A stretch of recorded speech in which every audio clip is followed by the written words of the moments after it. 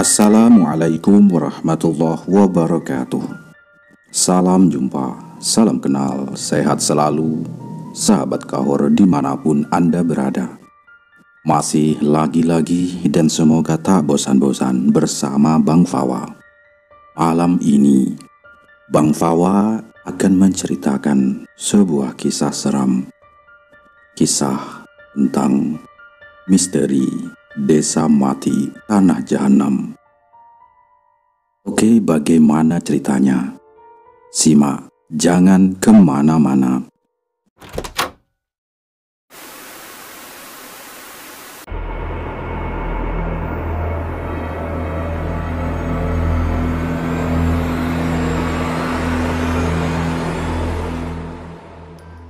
Kisah ini terjadi saat Indonesia dalam keadaan yang tidak baik-baik saja.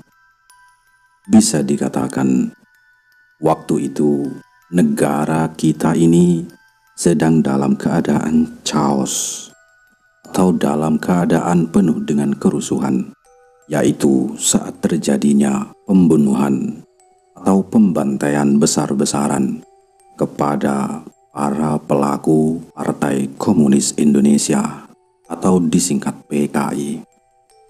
Oh ya, aku lupa. Sebut saja namaku Suryo. Dan inilah kisahku. Benar sekali, waktu itu aku dan teman-teman sebayaku sering sekali tidak berani keluar rumah.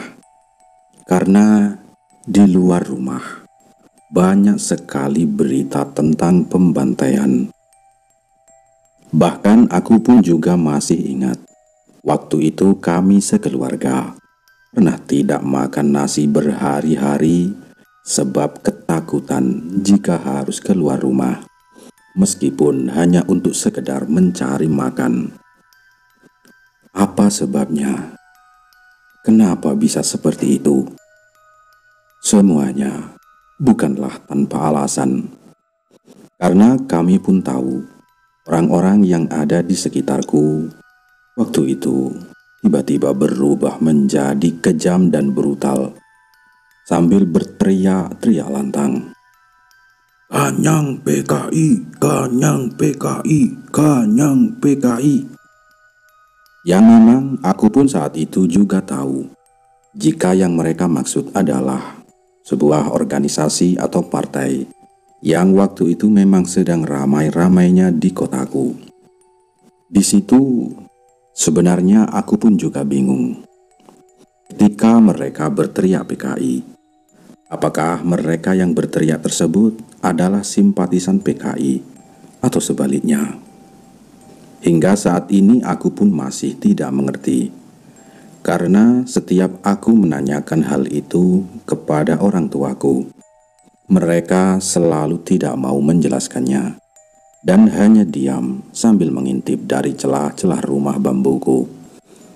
Dan singkat cerita, setiap kali aku mendengar orang-orang berteriak kata tersebut, tidak lama kemudian pasti ada orang yang meninggal karena dibunuh. Dan tidak jarang pula jasadnya hanya ditaruh di pinggir jalan dan ditinggalkan begitu saja. Kejadian seperti itu tentu saja sangat menakutiku, juga menakuti keluargaku. Yang pada akhirnya kami semua pun sepakat untuk bertahan di dalam rumah dan hanya memakan makanan dari ladang yang ada di sekitar rumahku, agar semua keluargaku aman dari hal-hal yang tidak diinginkan. Dan tidak hanya keluargaku, semua orang yang tinggal di kampungku pun jarang sekali keluar dari rumahnya. Bahkan bisa disebut desaku waktu itu sudah seperti desa mati, karena jarang sekali orang yang terlihat berjalan mondar-mandir di jalanan. Hingga akhirnya, seiring berjalannya waktu, karena keadaan yang tak kunjung aman, akhirnya satu persatu warga yang tinggal di desaku pun perlahan mulai pergi meninggalkan rumah mereka masing-masing.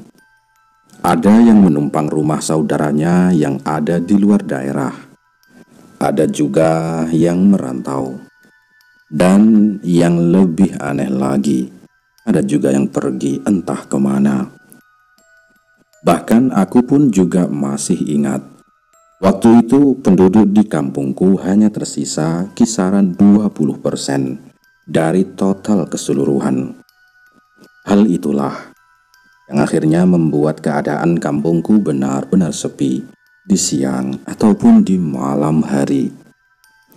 Namun sayangnya, berbeda dengan keluargaku, karena rumah saudaraku yang rata-rata terletak sangat jauh, ditambah keluargaku yang belum memiliki cukup biaya untuk mengungsi. Akhirnya keluargaku memutuskan untuk tetap bertahan dengan harapan agar Indonesia waktu itu bisa segera benar-benar aman. "Pak Mujib juga mau pergi ya, Bu?" ucap ayahku waktu siang itu sambil mengintip dari celah-celah lubang yang ada di dinding rumahku. "Iya, Pak. Di sekitar kita sudah tidak ada lagi orang, Pak. Keluarga Pak Cipto, keluarga Pak Parman, juga Pak RT, Pak RW, dan yang lainnya. Semuanya juga pergi.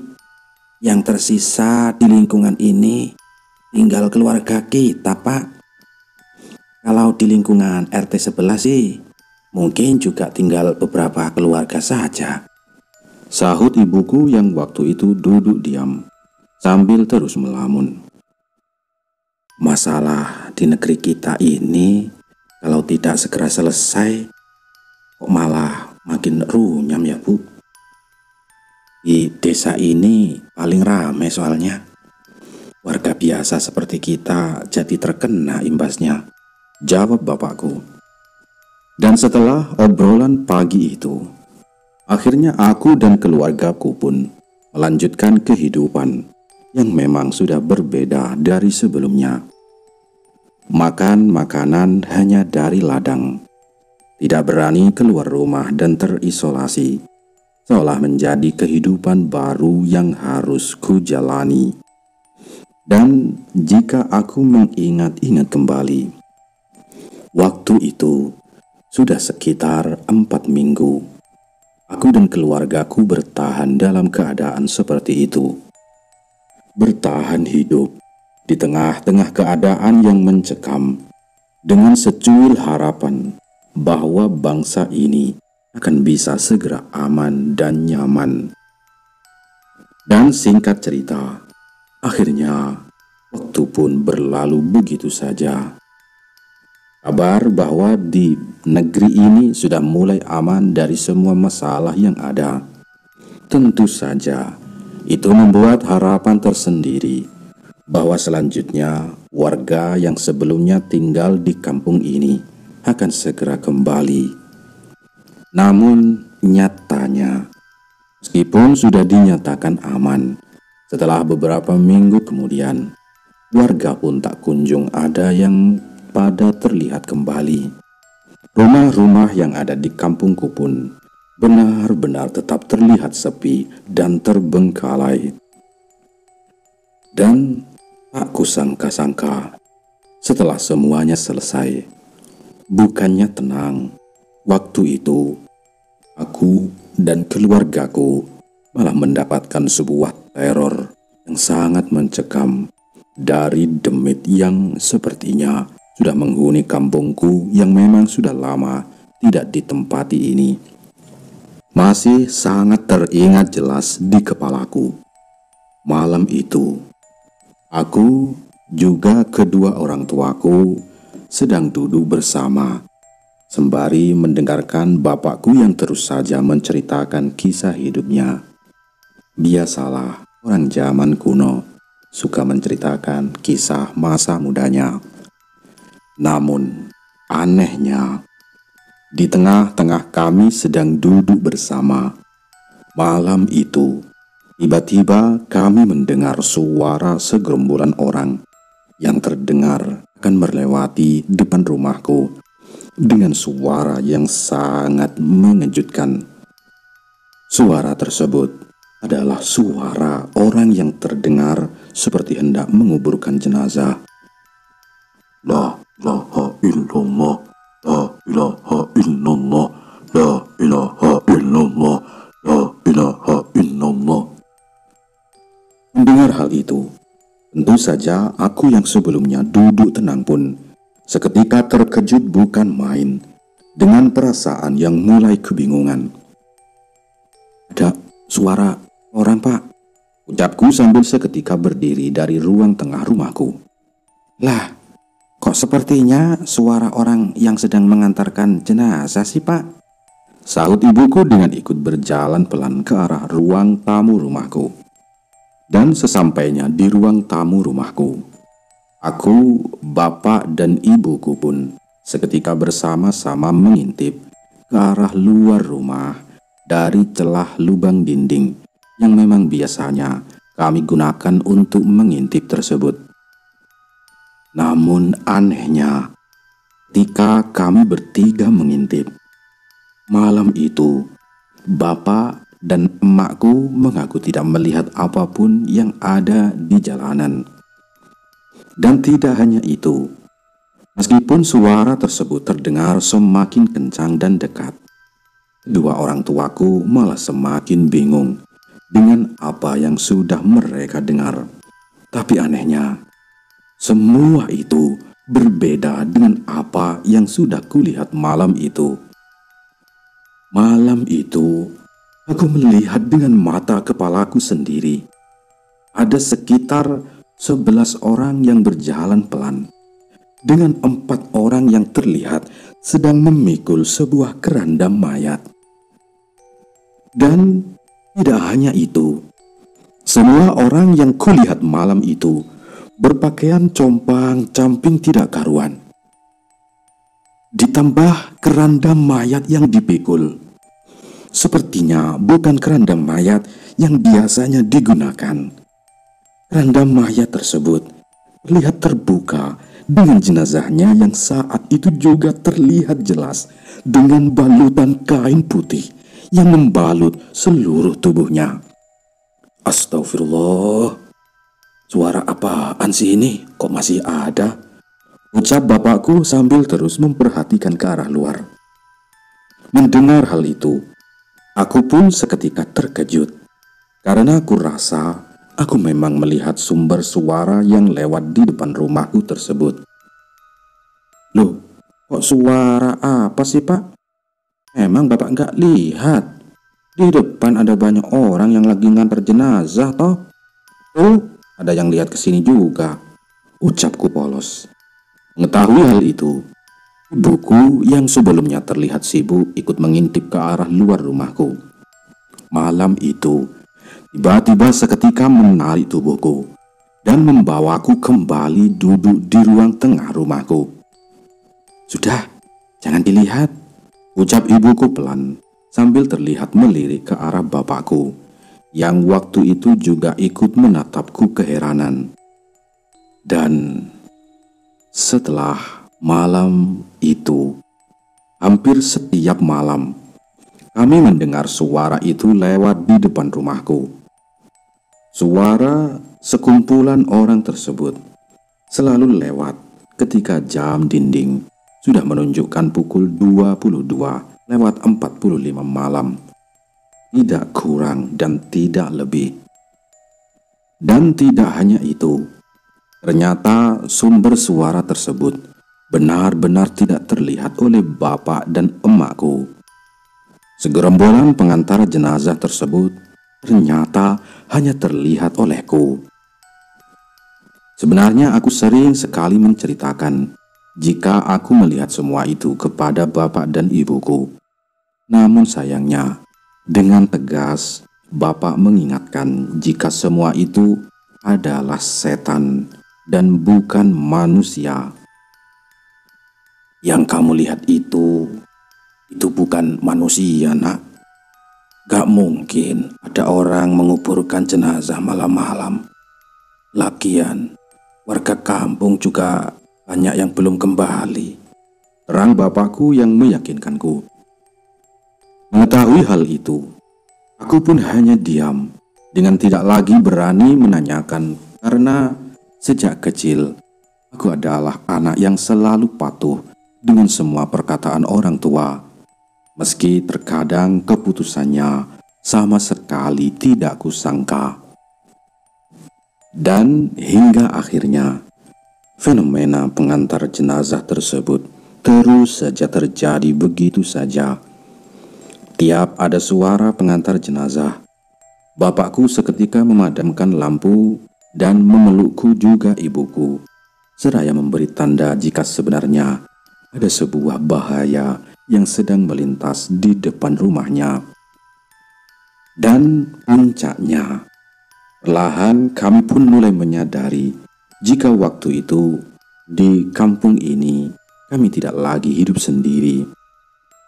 Suara pengantar jenazah, suara teriakan, hingga suara tangisan yang setiap malam kami dengar sudah menjadi tanda jika kampung ini sudah tidak lagi layak untuk dihuni. Pak, sepertinya kita juga harus pindah. Aku khawatir dengan keadaan anak kita, keluh ibuku malam itu. Pindah kemana sih, Bu? Kita kan sudah tidak punya siapa-siapa. Sabar dulu ya. Bapak yakin kok, tidak lama lagi semua warga kampung ini akan kembali, jawab bapakku dengan perasaan yang terlihat pasrah. Dan akhirnya hari itu pun berlalu begitu saja. Keesokan harinya, ketika aku dan ibuku melakukan segala aktivitas biasa di rumah, bersih-bersih, nyapu-nyapu seperti biasa, tiba-tiba aku mendengar suara panggilan yang terdengar sangat kencang. Bu, Wahid, Bu, teriak seorang laki-laki itu yang setelah kutoleh, ternyata sumber suara tersebut adalah suara dari Pak Rohim. Pak Rohim adalah warga yang memang tinggal di kampung ini. Tapi sejak ada kejadian tersebut, aku memang sudah lama tidak berjumpa lagi dengan beliau. Oh iya Pak, ada apa Pak? Kemana Pak Wahid ya Bu? Sudah lama aku nggak main ke sini. Saya kira Bu Wahid ikut pergi kayak warga yang lain, ucap Pak Rohim sambil berjalan mendekati rumahku yang memang tidak jauh dari jalan utama kampung ini. Oh, Bapak lagi keluar Pak. Gak tahu tuh kemana. Ya mungkin cari kayu, ucap ibuku pelan. Jadi ibu ini benar-benar tak pergi seperti warga yang lain toh. Wah, ibu kuat ya. Hehehe. Padahal kampung ini sudah sepi banget loh Bu, terang Pak Rohim dengan beliau yang terlihat duduk di teras depan rumahku saat itu. Saudara kita jauh-jauh Pak, jadi tak ada tempat buat mengungsi deh, sahut ibu. Loh, masa ibu nggak tahu? Di puskesmas desa sebelah kan sekarang sudah dialihfungsikan menjadi tempat pengungsian. Di sana makanan dijamin sama pemerintah untuk warga seperti kita loh, jawab Pak Rohim. Mendengar hal itu, ibuku pun terdengar kaget dan seolah memang sama sekali tidak mengetahui jika ada tempat pengungsian seperti halnya yang dibicarakan oleh Pak Rohim. Hah? Masa sih Pak? Aku kok nggak tahu ya? Ya sudahlah, biarkan saja. Oh, masalahnya juga sudah selesai kan Pak? Mungkin tak berapa lagi warga juga pada balik ke kampung ini, terang ibuku. Belum tentu Bu, sahut Pak Rohman. Loh, maksudnya? Ucap ibuku kaget. Benar, masalah di negara ini sudah selesai dan keadaan sudah aman sejak beberapa waktu yang lalu. Tapi ketika warga memilih kembali ke rumahnya masing-masing, mereka ternyata banyak yang takut Bu, terang Pak Rohman menjelaskan. Takut kenapa ya Pak? Sahut ibuku penasaran. Banyak warga yang setelah kembali ke kampung ini mengaku melihat setan, Bu. Ada yang lihat orang jalan tanpa kepala, ada yang dengar suara orang menjerit dan sebagainya. Bahkan kemarin yang paling parah adalah di rumah Pak Seto. Menurut Pak Seto, ketika beliau kembali ke rumahnya, keadaan rumahnya berantakan dan ada beberapa mayat yang ditemukan di dalam rumahnya. Akhirnya beliau kembali ke tempat pengungsian dan sampai sekarang belum berani lagi kembali ke rumahnya sendiri, Bu. Terang Pak Rohim jelas. Mengetahui hal itu, emakku pun seketika terkejut dan terlihat mulai berpikir dengan semua ucapan Pak Rohim. Iya sih, Pak, kami sebenarnya juga sering mendengar suara-suara aneh. Sepertinya kampung ini juga sudah tidak aman lagi. Terus rencana ke depannya gimana, Pak? Tanya ibuku. Ya, menurut informasi yang saya dengar sih, kampung ini sepertinya akan dibiarkan kosong. Lagian rumah kampung ini kan tak begitu banyak, Bu. Jadi nanti warga rencananya akan diberikan ganti di daerah lain. Dan di kawasan ini sepertinya akan dijadikan ladang kopi. Tapi ya semuanya masih rencana sih, Bu. Belum pasti. Ya daripada balik ke kampung ini kan mending pindah. Sebenarnya aku juga kaget loh lihat Ibu Wahid masih di sini. Kukira sudah ikut ngungsi. Jadi saran saya ya, Bu, mending Bu Wahid ikut ngungsi saja. Biar kalau memang rencana pemerintah desa berjalan, Bu Wahid sekeluarga juga ikut dapat ganti tanah dan rumah. Ucap Pak Rohim dengan jelas. Oh iya, Pak, iya. Terima kasih banyak ya, Pak. Nanti saya bicarakan ke Bapak dulu, jawab ibuku sopan. Namun anehnya, belum selesai kami berbincang-bincang, Pak Rohim yang sebelumnya duduk dengan tenang, waktu itu tiba-tiba terlihat kaget dan segera berpamitan. Bu, saya pamit dulu ya. Saya tunggu di tempat pengungsian, bisik Pak Rohim dengan langkah kaki yang terlihat terburu-buru, seolah-olah beliau habis melihat sesuatu. Mengetahui hal itu, oleh ibuku, aku juga segera diajak masuk kembali ke dalam rumah dan segera mengunci dari dalam, karena sepertinya ibuku juga mulai merasakan sesuatu yang tidak enak dengan keadaan ini. Singkat cerita, malam pun tiba. Malam itu, aku dan ibuku sangat kebingungan tidak karuan, karena bapakku hingga pukul 19:30 malam masih belum terlihat pulang. Bapak kemana ya, Nak? Kok sampai jam segini belum pulang? Ucap ibuku sambil mondar-mandir di dalam rumah. Iya, Ibu. Terus bagaimana ini, Bu? Ucapku polos karena saat itu aku memang belum bisa berbuat apa-apa karena umurku yang memang belum dewasa. Kita tunggu sampai besok pagi saja. Kalau besok pagi Bapak belum pulang, baru kita cari sampai ketemu. Kalau kita carinya malam ini, nanti tambah bahaya, Nak. Ucap ibuku jelas. Hingga akhirnya waktu pun menunjukkan pukul 22:45 malam. Benar saja, malam itu aku dan ibuku kembali mendengar suara segerombolan orang pengantar jenazah. Yang anehnya, suara tersebut malam itu terdengar semakin lama semakin kencang. La ilaha illallah, la ilaha illallah, la ilaha illallah, la ilaha illallah, la ilaha illallah. Dan tidak hanya itu, setelah aku dengar lebih teliti lagi, suara tersebut terdengar mengarah ke rumahku dan terdengar berhenti tepat di depan pintu rumahku. Mendengar hal itu, Ibuku pun sepertinya seketika terlihat menahan tangis karena ketakutan yang tidak lagi bisa beliau tahan. Begitu juga dengan aku. Malam itu, aku hanya dipeluk oleh ibuku dengan mataku yang sudah tidak lagi berani kubuka. Karena aku pun tahu, jika aku membuka mata, aku bisa saja melihat sesuatu yang seharusnya tidak bisa dilihat oleh manusia. "Bu, aku takut, Bu," rintihku. Dan tidak berhenti di situ saja. Ketika suara segerombolan orang tersebut berhenti di depan rumah. Tidak lama setelah itu, aku dan ibuku mendengar suara orang yang sepertinya sedang mencangkul tanah.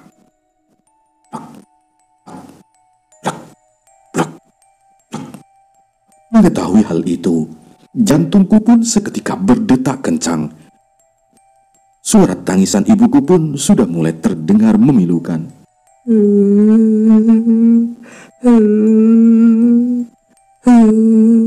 Rintih ibuku sambil terus memelukku. Dan puncaknya, setelah beberapa saat kemudian, akhirnya suara segerombolan orang itu pun kembali terdengar. Dan sepertinya mereka sudah selesai dengan aktivitasnya dan mulai pergi meninggalkan rumahku. La ilaha illallah, la ilaha illallah, la ilaha illallah, la ilaha illallah, la ilaha illallah. Mendengar hal itu, ibuku pun terlihat sedikit lega. Yang akhirnya aku pun segera dibawa masuk ke dalam kamarnya dengan sama sekali tidak melepaskan pelukannya. Ketika aku dipeluk di kamar malam itu, tubuh ibu juga terlihat bergetar hebat, dengan keringat yang juga tidak berhenti keluar bercucuran. Dan mirisnya, semua itu kami alami hanya berdua dengan ibuku saja. Waktu itu, aku masih tidak mengetahui di mana keberadaan Bapak. Dan setelah itu, bukannya tenang, malam itu gangguan tersebut malah terasa semakin nyata. Setelah beberapa lama aku tertidur di malam itu, tiba-tiba aku terbangun karena aku mendengar suara orang sedang membuka pintu rumah yang terdengar dengan sedikit memaksa. Karena saat itu pintu rumahku dikunci dengan balok kayu yang memang diatur sedemikian rupa oleh bapakku. Brok, brok, brok, brok.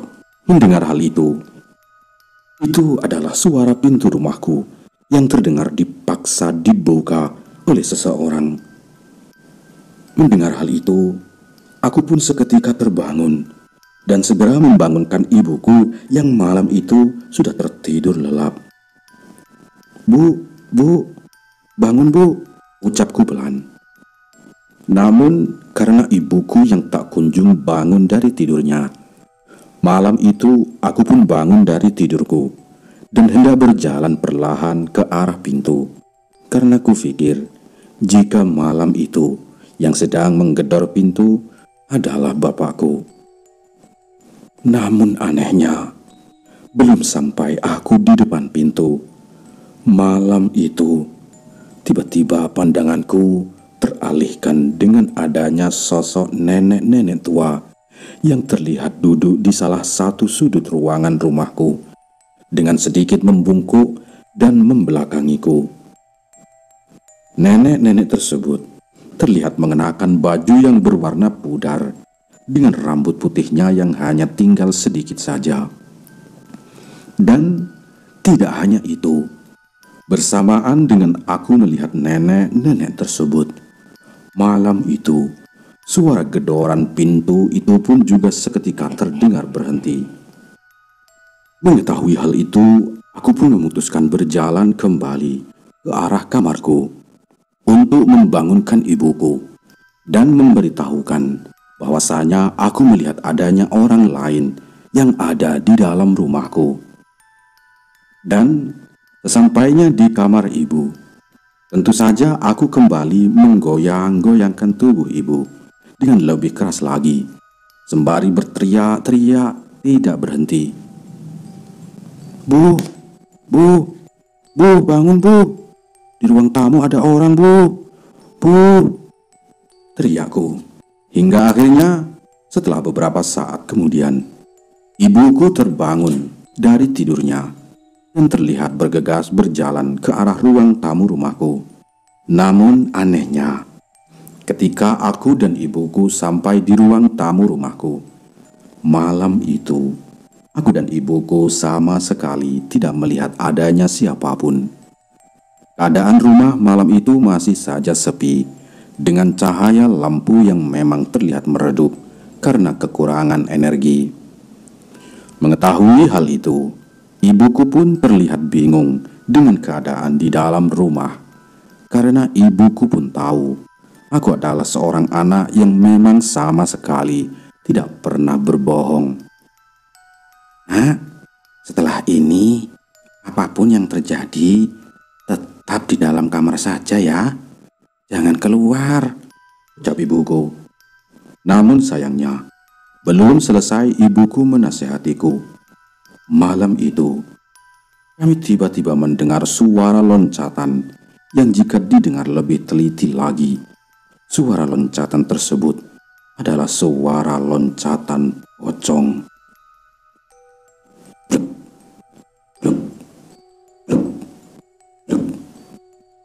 Mendengar hal itu, aku pun seketika ditarik oleh ibuku. Dan kembali, aku dan ibu masuk ke dalam kamarku. Dan seketika menguncinya dari dalam. Diam ya nak, diam. Rintih ibuku yang terlihat kembali mulai ketakutan. Tapi sayangnya, semuanya tidak berhenti di situ saja. Belum selesai kami mendengar suara loncatan pocong yang terdengar seolah-olah sedang mengelilingi area rumahku tersebut. Malam itu, aku tiba-tiba mencium aroma busuk yang sepertinya berasal dari dalam rumahku. Aroma tersebut tercium kuat dengan diiringi hembusan angin yang juga tiba-tiba berhembus dengan sangat kencang. Merasakan hal itu, aku dan ibuku seketika mual tidak karuan dengan menutupi hidungku dengan kain yang ada tidak jauh dari ranjang tempat aku tidur malam itu. Hingga akhirnya, setelah terus bertahan dengan suara loncatan dan bau yang sangat tidak sedap tersebut, alhamdulillah, malam itu semuanya tetap bisa kami lewati dengan aman. Itulah malam yang benar-benar menjadi malam yang tidak akan pernah aku lupakan selama hidupku.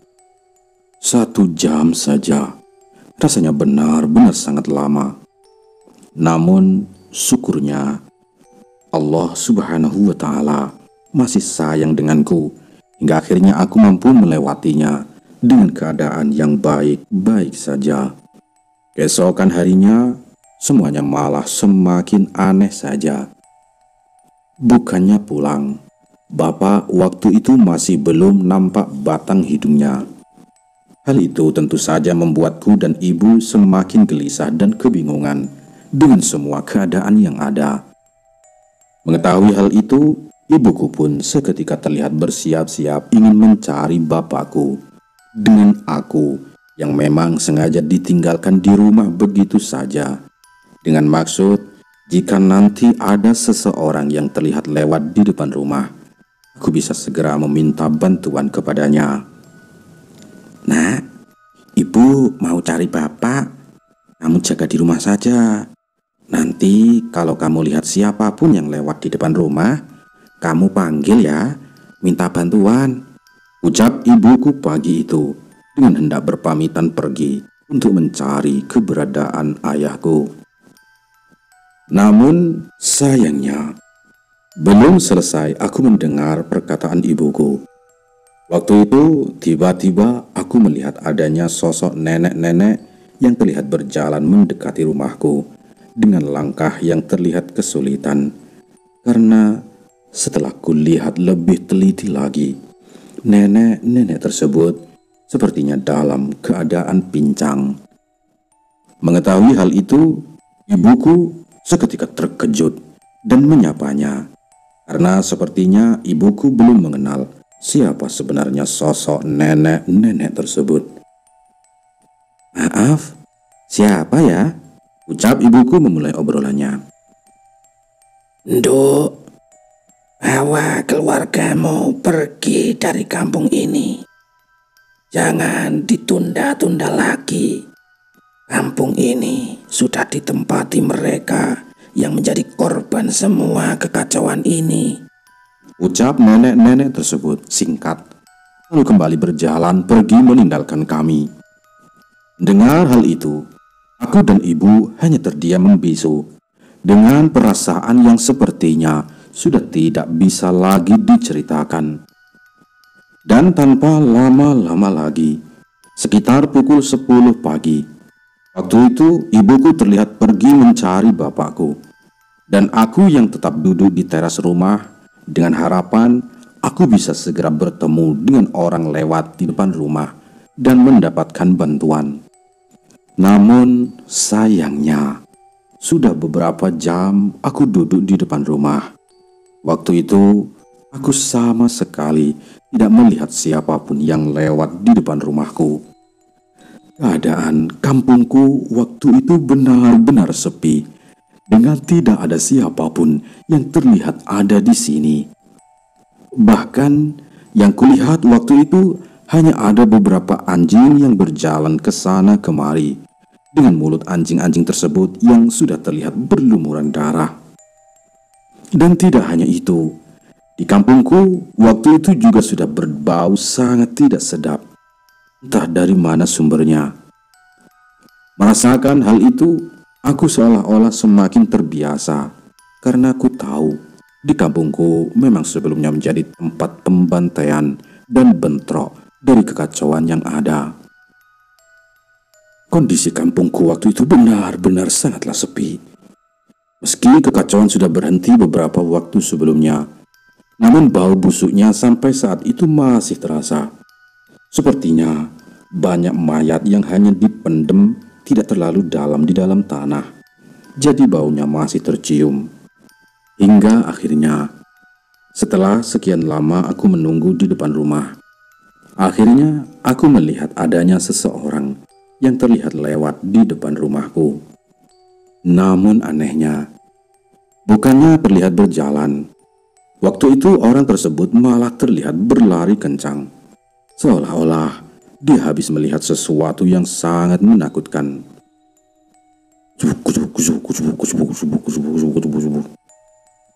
Mengetahui hal itu, belum sempat aku memanggil untuk meminta bantuan. Waktu itu tentu saja aku sudah kehilangan jejak karena kecepatan orang dewasa berlari yang memang sangatlah kencang. Dan tidak hanya sekali, waktu itu aku memang beberapa kali melihat ada orang yang berlari silih berganti dengan raut wajah yang terlihat ketakutan. Bahkan ada juga dari mereka yang terlihat berlari sambil menangis tidak karuan. Dan tidak hanya itu, setiap aku berteriak memanggil bantuan, orang-orang tersebut terlihat terus saja berlari dan tidak sedikit pun mempedulikanku. Meskipun aku pun tidak memungkiri ada beberapa dari mereka yang sempat menoleh ke arahku dan mengetahui jika waktu itu aku sedang meminta bantuan. Memang saat itu, tiap 1 hingga 2 jam pasti ada orang yang terlihat lewat di depan rumah. Tapi bukannya berjalan, mereka berlari. Yang jelas mereka lari ke arah barat kampung. Yang aku tahu, di sebelah barat kampungku adalah area hutan. Dan anehnya, dari semua orang yang terlihat lewat dengan berlari tersebut, aku sama sekali tidak ada yang mengenalnya. Padahal di kampungku sebenarnya tergolong kampung yang kecil, dengan penduduk yang juga tidak terlalu banyak. Jadi jika mereka penduduk asli di kampung ini, seharusnya aku mengenalnya. Tapi sayangnya tidak ada satupun dari mereka yang kukenal. Wajah mereka asing. Rata-rata yang berlarian tersebut orang laki-laki dengan tidak menggunakan sandal atau alas kaki. Hingga akhirnya, setelah seharian aku berdiri di depan rumah, aku sama sekali tidak berhasil mendapatkan bantuan. Dan sesuai nasihat ibu, ketika sudah surup atau menjelang maghrib tiba, aku pun akhirnya kembali masuk ke dalam rumah dan menutupi semua pintu. Setelah semua pintu sudah tertutup dengan rapat, aku pun duduk di ruang tamu rumahku sambil perlahan menangis terseduh-seduh. Karena selain ketakutan, waktu itu ibuku hingga saat itu masih belum kembali ke rumahku, yang sepertinya bapakku masih juga belum ditemukan. Singkat cerita, waktu jam menunjukkan pukul 22:30 malam. Malam itu, aku tiba-tiba dikagetkan dengan suara ketukan pintu.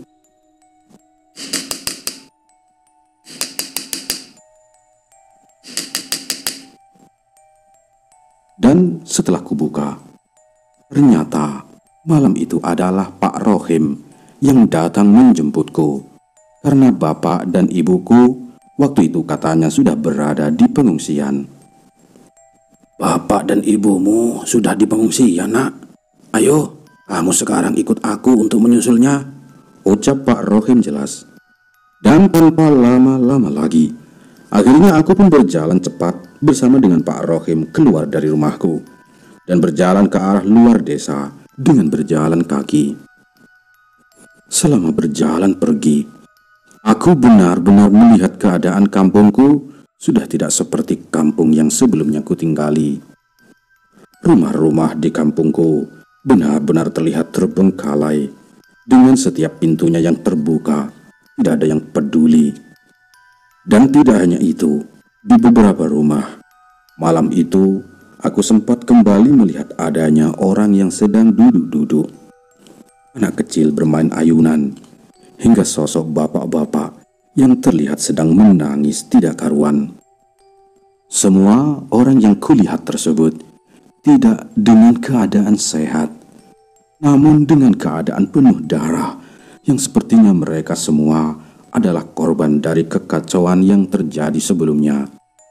Dan karena Pak Rohim sepertinya melihat jika aku sedang memperhatikan sesuatu yang tidak seharusnya dilihat, waktu itu beliau nampak langsung mempercepat langkahnya dengan sedikit menyeret tanganku. Ayo, yang kamu lihat itu bukan manusia. Sudah, cepat jalan. Jangan lihat mereka, nunduk saja, ucap Pak Rohim singkat. Dan hingga akhirnya aku pun menuruti semua perkataan Pak Rohim dengan terus berjalan pergi meninggalkan kampung tersebut. Dengan sesaat, aku sempat melihat adanya sosok nenek-nenek yang sepertinya sedang memperhatikan kepergianku bersama Pak Rohim tersebut. Nenek-nenek tersebut sepertinya nenek-nenek yang sempat memperingatkanku dan juga ibuku untuk segera pergi dari kampung ini. Dan sepertinya beliau adalah nenek-nenek yang sama yang juga pernah berkunjung ke rumahku. Dan tanpa mempedulikan hal itu, aku pun akhirnya terus berjalan pergi dengan diiringi suara tangisan, rintihan, hingga suara teriakan yang terus saja terdengar lirih tidak karuan. Puncaknya, sesampainya di tempat pengungsian, ternyata waktu itu aku melihat sudah ada beberapa warga yang ada di tempat tersebut dari kemarin. Mereka semua terlihat berkumpul di sebuah ruangan aula kecil dengan beralaskan tikar dan selimut yang sepertinya diberikan oleh pemerintah desa. Di situ, aku akhirnya melihat ayahku yang terlihat luka di bagian kakinya. Dan tidak hanya itu, buku juga terlihat luka di bagian tangan dan punggungnya, yang hingga saat ini pun aku tidak mengerti apa yang sebenarnya terjadi pada mereka hingga cerita ini diceritakan. Aku masih tidak mengetahui apa yang dialami oleh kedua orang tuaku waktu itu. Setiap kali aku menanyakan, Mereka selalu tersenyum dan berkata jika semua yang mereka lakukan hanya untuk melindungiku agar tetap dalam keadaan baik-baik saja. Dan seiring berjalannya waktu, akhirnya kami warga kampung tinggal sementara di tempat pengungsian tersebut sampai pemerintah memberikan tempat tinggal untuk kami semua. Ternyata semua ucapan dari Pak Rohim waktu itu memang benar. Mayoritas warga tidak ada yang berani kembali ke rumahnya karena mereka mengaku diganggu oleh makhluk tak kasat mata. Dan singkat cerita, akhirnya seluruh warga kampung pun dipindah ke sebuah daerah yang memang tidak terlalu jauh dari desa asal kami berada. Di sana, rumah semua warga satu persatu diganti dengan sebidang tanah dan rumah kecil sederhana. Dan tidak berhenti di situ saja, karena di lahan baru tersebut lebih dekat dengan jalan utama. Akhirnya perekonomian kampung baru kami pun lebih cepat berkembang. Dan puncaknya, di era kepemimpinan presiden selanjutnya, keadaan kampungku sudah cepat kembali pulih dan bisa dikatakan lebih baik daripada sebelumnya. Kini, setelah kematian ibu dan ayahku, tentu saja aku tetap tinggal di kampung baruku ini dengan perekonomian yang lebih baik dan lebih maju. Dan setelah saat itu, area kampung yang dulu kutempati sepertinya sudah dialihfungsikan menjadi lahan dan perkebunan kopi. Meskipun sepertinya aku masih melihat adanya sedikit rumah yang terlihat masih berdiri tidak berpenghuni. Sampai cerita ini, banyak dari warga juga mengetahui jika kawasan lahan kopi dan tebu yang aku ceritakan di dalam kisah ini dulunya memang sebuah kampung kecil yang sempat menjadi tempat konflik ketika Indonesia sedang dalam keadaan kekacauan. Bahkan tidak hanya aku, sampai saat ini sepertinya masih ada beberapa warga yang masih hidup yang dulunya sempat tinggal di kampung tersebut bersamaku. Namun semua itu kini sudah menjadi cerita tersendiri bagiku yang tidak akan pernah kulupakan selama hidupku. Dan saat ini, meskipun aku sudah memiliki cucu, aku masih kerap menceritakan semua cerita ini pada keluargaku dan orang-orang yang ada di sekitarku. Demikianlah cerita dari sang narasumber. Cerita seram tentang kisah horor kampungnya ketika terjadi kekacauan masa-masa pembantaian PKI. Oke, demikian dulu. Salam dari Bang Fawa. Wassalam.